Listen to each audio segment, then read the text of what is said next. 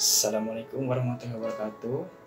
Berjumpa kembali dengan Pak Hilman Rahmat Parija sebagai guru mata pelajaran PPKN di kelas 10. Oke, sebelumnya kita akan masuk ke pembahasan yaitu tentang sistem pembagian kekuasaan negara Republik Indonesia.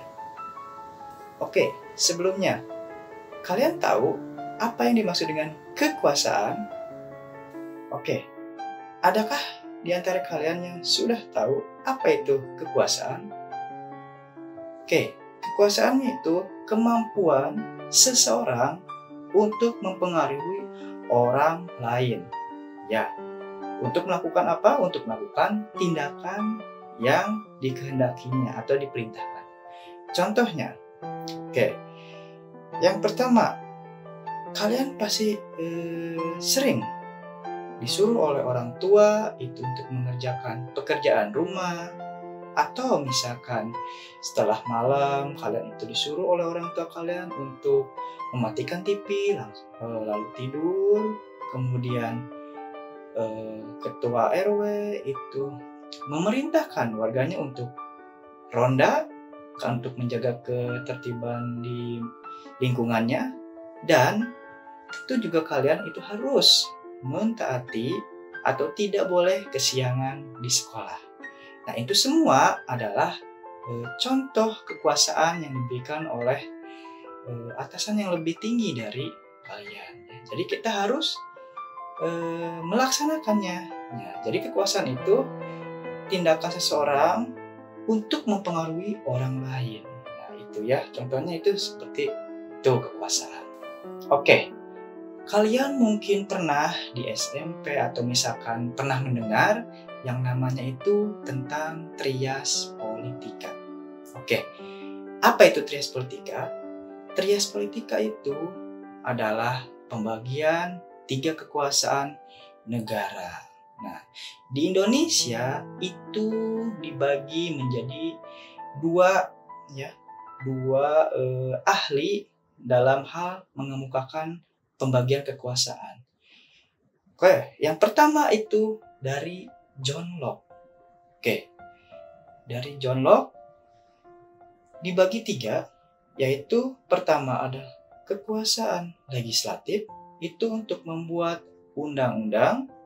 Yang kedua itu kekuasaan eksekutif, itu untuk melaksanakan. Dan yang ketiga yaitu kekuasaan federatif. Kekuasaan federatif itu adalah untuk melaksanakan hubungan luar negeri. Oke, sekarang yang kedua. Pendapat para ahli yang kedua yaitu menurut Montesquieu. Oke, menurut Montesquieu, pembagian 3 kekuasaan negara itu sama saja ada 3 ya. Yang pertama yaitu kekuasaan legislatif. Kekuasaan ini itu mempunyai kekuasaan yaitu untuk membuat atau membentuk sebuah undang-undang. Yang kedua yaitu kekuasaan eksekutif. Eksekutif yaitu kekuasaan untuk melaksanakan undang-undang. Dan yang terakhir, yang ketiga, itu kekuasaan yudikatif, yaitu kekuasaan untuk mempertahankan undang-undang. Konsep pembagian kekuasaan di Indonesia itu ada beberapa bagian. Ada secara horizontal, berarti horizontal itu ke sini ya, dari kiri ke kanan. Kemudian ada secara vertikal, vertikal dari atas ke bawah. Kita bahas satu-satu. Kekuasaan horizontal yaitu pertama itu ada kekuasaan konstitutif. Oke, kekuasaan konstitutif itu kekuasaan untuk mengubah undang-undang. Lembaga yang bisa mengubahnya yaitu MPR, Majelis Permusyawaratan Rakyat. Oke, yang kedua itu kekuasaan eksekutif. Kekuasaan eksekutif yaitu kekuasaan untuk menjalankan undang-undang. Nah, yang mempunyai kekuasaan untuk menjalankan undang-undang yaitu presiden, menteri, dan bawahannya, yaitu kekuasaan eksekutif. Yang ketiga itu kekuasaan legislatif. Oke, legislatif yang itu kekuasaan untuk membentuk undang-undang. Contohnya siapa yang membentuk undang-undang? Contohnya itu lembaga DPR, Dewan Perwakilan Rakyat. Yang keempat itu kekuasaan yudikatif. Kekuasaan yudikatif yaitu kekuasaan kehakiman disebutnya ya. Kenapa? Karena tujuannya itu untuk menyelenggarakan peradilan, untuk menegakkan hukum dan mengadili yang melanggar undang-undang. Contohnya siapa? Contohnya itu Mahkamah Agung, Mahkamah Konstitusi. Ya, itu contoh lembaga yang berkuasa mengadili atau lembaga kehakiman. Yang kelima itu kekuasaan eksaminatif. Oke, kekuasaan eksaminatif itu yang berhubungan dengan penyelenggaraan, pemeriksaan atas pengelolaan dan tanggung jawab tentang keuangan negara. Nah, lembaga ini eksaminatif itu dipegang oleh BPK, Badan Pemeriksa Keuangan. Yang keenam itu kekuasaan moneter. Ya, mungkin kalian sudah mendengar apa itu moneter, krisis moneter dan lain sebagainya.